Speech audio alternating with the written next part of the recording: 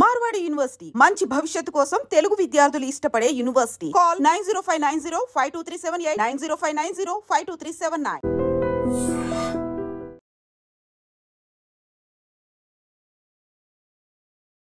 నమస్తే, welcome to I dream social spotlight with కవిత.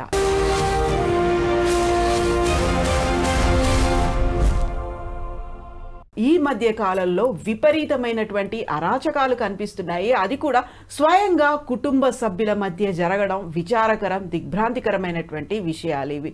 సొంత భార్యని కడతేరుస్తున్నారు, పిల్లల్ని కూడా ఊపిరాడకుండా చేసి చంపేయడం, విషం పెట్టి చంపేయడం, 9 నెలల గర్భిణిని కూడా భర్త హత్య చేయడం. ఇలాంటి సంఘటనలన్నీ ఈ మధ్య కాలంలో ఎందుకని ఎక్కువగా వినిపిస్తున్నాయి మనం చూస్తున్నాము. ఏం జరగాలి, అవేర్నెస్ ఎవరిలో రావాలి, మార్పు ఎక్కడి నుంచి మొదలవ్వాలి? మనతో పాటుగా ఉన్నారు ఫైర్ బ్రాండ్ మాజీ మంత్రి పుష్పలీల గారు. అమ్మ నమస్తే. నమస్తే రతలి. అమ్మ, ఈ మధ్య కాలంలో ఒక పేపర్ ఓపెన్ చేయాలన్నా, సోషల్ మీడియా చూడాలన్నా, టీవీ చూడాలన్నా ఏమనిపిస్తోందమ్మా ఇలాంటి అసలు మేము నిజంగా అదృష్టవంతులు. మేము కానీ మా ముందు తరాల వాళ్ళు కానీ ఇలాంటి అంటే మేము చాలా సేఫ్గా బతికాము, చాలా భద్రత బతికాము, హ్యాపీగా ఉన్నాము, ఇష్టం వచ్చిన లైఫ్లో జీవించాము మేము. అంటే ఎక్కడ కూడా బయటకు వెళ్ళాలంటే బెరుకు లేదు, సంశయం లేదు మాకు. పేరెంట్స్కి కానీ పిల్లలకు కానీ ఆడపిల్లలకు కానీ అసలు ఎలాంటి భయం లేకుండా చక్కగా తిరిగామే మాకు.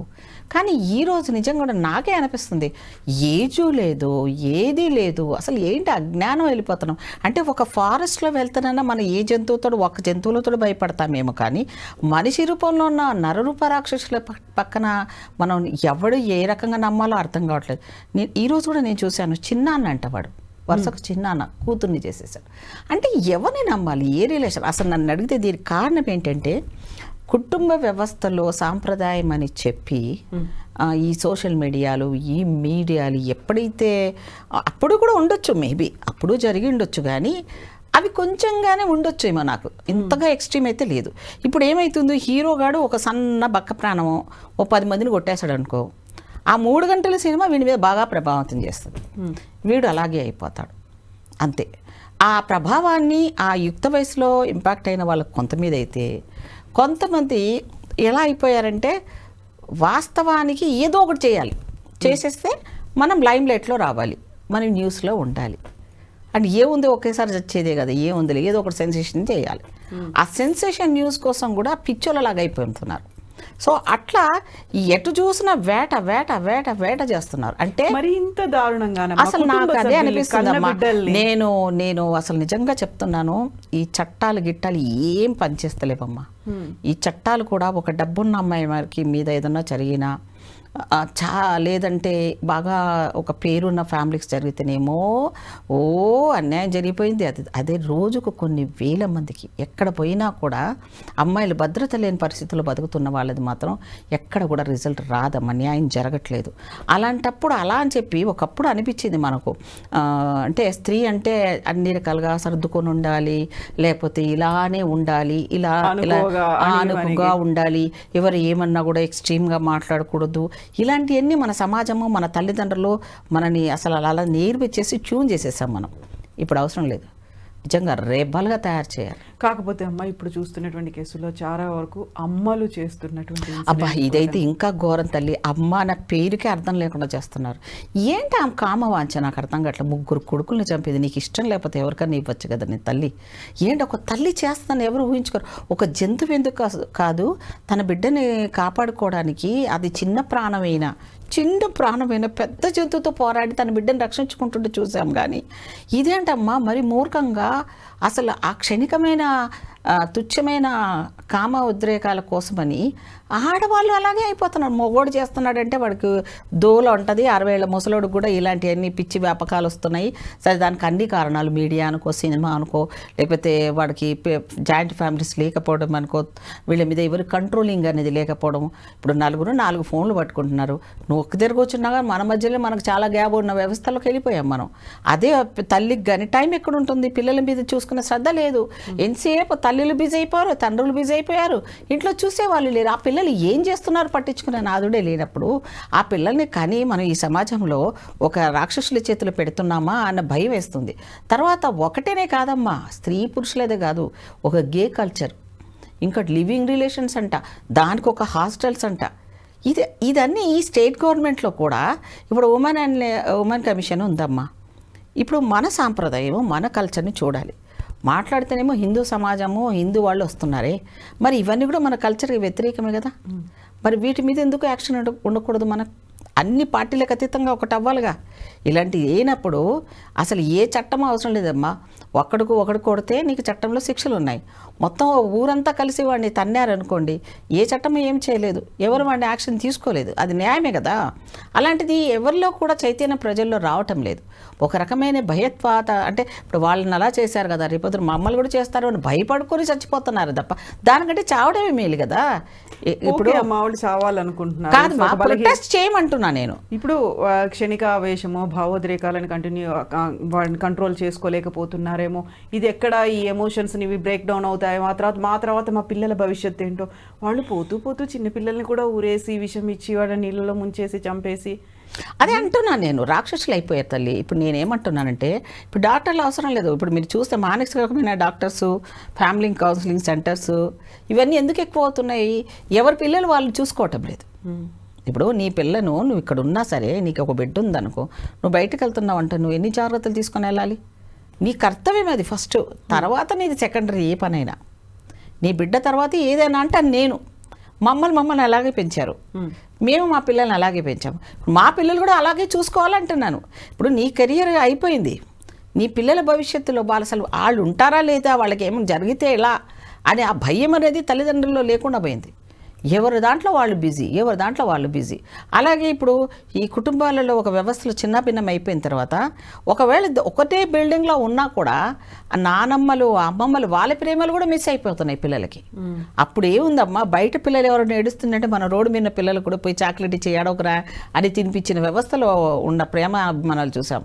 ఇప్పుడు అలా లేదు. వాళ్ళు ఇంట్లో ఉంటారు కానీ వాళ్ళ మనవరాలకు కూడా పెట్టేది లేదు. ఎంతసేపు టీవీ సీరియల్, రిమోట్ పట్టుకుని కూర్చోడం. నానమ్మలు అయిపోయారు, అమ్మమ్మలు అయిపోయారు. మరి ఆ పిల్లలు ఎవరి దగ్గరికి వెళ్ళాలి? ఒకప్పుడు డ్రగ్ అడిక్ట్స్ ఇలా చేస్తున్నారు, గంజాయి మత్తు పదార్థాలకు బానిసయ్యారు, ఆల్కహాల్ మత్తులో ఉన్నారు, ఇలా అనుకునేవాళ్ళు. బట్ ఒక ఫ్యామిలీలో, ఒక ఇంట్లో, అదే బెడ్రూమ్లో ఉన్నారు, పడుకున్నారు అనుకుంటున్నాము, కాకపోతే పడుకోవట్లేదు, ఇలాంటి అఘాయిత్యాలు చేస్తున్నారు. నెక్స్ట్ డే తెలుస్తుంది. దీన్ని చెక్ చేయాలంటే మా స్ట్రిక్ట్ రూల్స్ రావాలి. ఇప్పుడు సెల్ ఫోన్లో కంట్రోలింగ్ వ్యవస్థ లేదు. చిన్నపిల్లలు ఏం చేస్తున్నారో, ప్రోన్ వస్తున్నాయా, ఇప్పుడు రీల్స్ వస్తున్నాయా, ఆ రీల్స్లో ఏమొస్తుంది ఎవరి చేతిలో లేదే. కంట్రోల్ చేస్తే కేంద్ర ప్రభుత్వం మెజారిటీగా ఒక పార్లమెంట్లో ఒక చట్టం తీసుకొని వచ్చి, మన దేశంలో అవసరం లేదు ఇది, ఈ హై టెక్నాలజీ మనకు అవసరం లేదు. మనకు హై ఫోన్స్, హై లెవెల్లో ఉన్న ఫోన్స్ పిల్లలకి ఇవ్వకూడదు. మనం దాన్ని ఎందుకు పెట్టాలి? దాన్ని నిషేధించే సంస్థ రాకపోయినంత వరకు ఇది ఇలాగే ఉంటుంది మనకి. ఇప్పుడు నువ్వు చేతిలో ఫోన్ ఇచ్చినాక అది ఏం చూస్తుందో నీకే తెలియదు. ఇప్పుడు చూస్తుంటే ఎవడో ఒకడు ఫ్రెండ్ లింక్స్లో ఎవడో చూసిన వాడు ఉంటాడు బూతు, ఆ బూతు నీ ఫోన్లో లింక్ అయి ఉంటాడు వాడు అనుకో. ఆ లింక్తో అనుకోకుండానే వీళ్ళు చూడకుండానే చూసేస్తున్నారు పిల్లలకు. ఏవైతే మనము చూడకూడదు అని కొంత కండిషన్లో పిల్లల్ని పెంచాలనుకుంటున్నామో అవి చిన్నప్పటి నుంచి చూసేస్తున్నారు పిల్లలు. ఇక దానికి వాడి క్యూరియాసిటీ ఉండదా? మగ పిల్లోడికైనా ఆడపిల్లోడికైనా ఒక సటన్ యుక్త వయసు వచ్చినాక జరుగుతుంది అనుకుంటున్నాను. ఇప్పుడు అవన్నీ ఏం లేదమ్మా. ప్రతిదీ అసలు ఎక్కువ నాలెడ్జ్ ఇచ్చేస్తున్నారు. అసలు దాంట్లో చూసి ఆ బొమ్మలు, దాంట్లో కడుపులో ఒక బేబీ, ఆ బేబీలను చూసి వీళ్ళు ప్రెగ్నెంట్ బేబీ లాగా ఫీల్ అవ్వడం, ఇవన్నీ ఎందుకు మనకి? ఇంత దాకా అక్కడ దాకా ఎందుకు తీసుకోవాలి? గుడ్ టచ్, బ్యాడ్ టచ్ అనేది ఇప్పటివరకు ఎవరైనా చెప్తున్నారా? ఎవరూ చెప్పడం లేదు.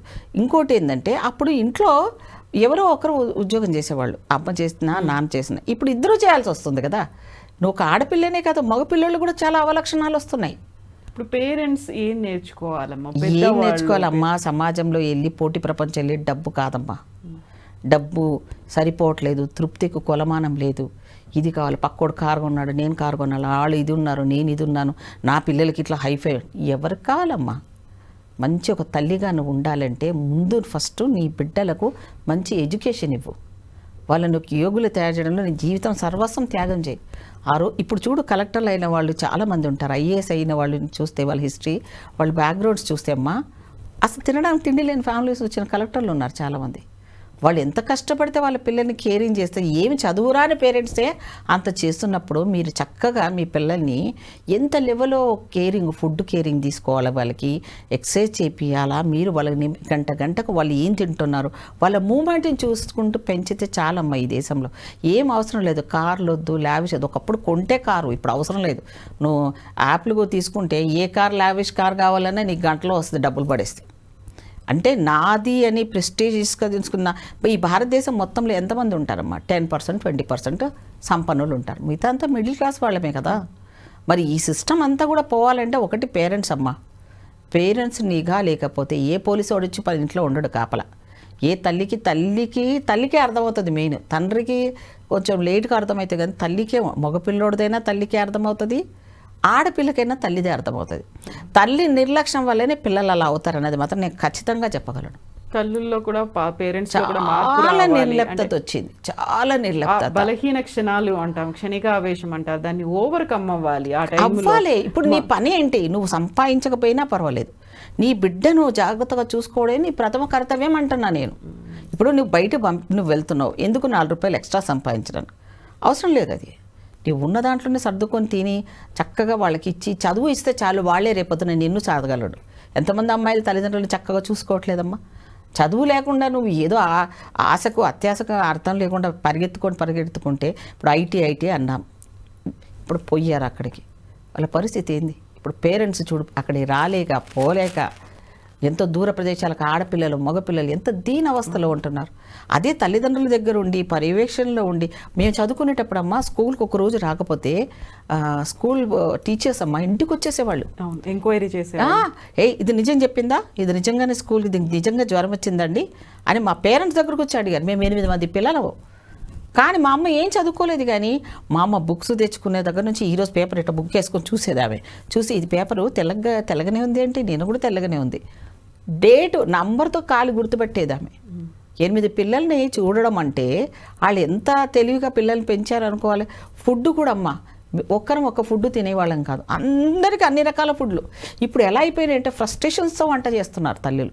ఒక పౌష్టిక ఆహారం ఇవ్వటం లేదు తల్లులు, పిల్లలకి ఇవ్వటం లేదు, వాళ్ళు తినటం లేదు, వాళ్ళకి పేషెన్స్ లేకపోవడం, ఏదంతా కూడా ఎలా అయిపోయిందంటే ఈజీ మనీ, ఏది తొందరగా వస్తుందన్న దాంట్లో ఈ రకమైన పిచ్చిలో పడిపోయి సమాజం లోపల తన పిల్లల్ని కోల్పోతున్న పేరెంట్స్ ఎంతోమంది అయిపోయారు. మనకు అవసరం లేదు ఈ దేశానికి ఒక మంచి పౌరుడు ఇవ్వకపోయినా పర్వాలేదు, నీకు ఒక మంచి బిడ్డను తయారు చేసుకుంటే చాలును.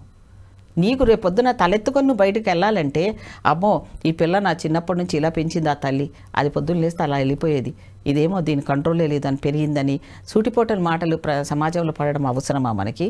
లేదు. నీ బిడ్డను 5 నిమిషాలు 10 నిమిషాలు, ఈవెందో బాత్రూంలో కూడా మా అమ్మలు బాత్రూంలో 10 నిమిషాల కంటే 5 ఏం జరిగింది, నీకేమైనా బాధ అయ్యి వస్తలేవా బయటికి, లేకపోతే ఏమైంది చెప్పని కొట్టి తలుపులు కొట్టి అడిగిన పేరెంట్స్ ఉన్నారు అప్పుడు.